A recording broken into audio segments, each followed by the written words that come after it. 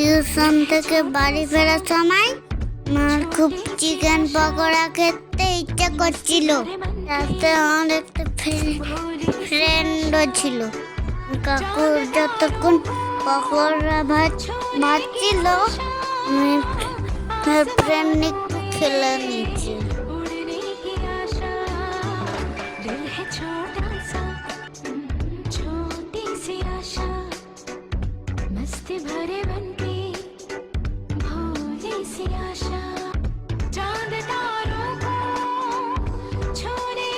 আমার রাস্তায় খেতে একদমই ভালো লাগে না, তাই মা আমার জন্য পার্সেল এনেছিল।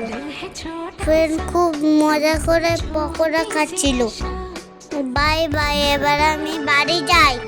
তা হচ্ছে নেক্সট ব্লকে।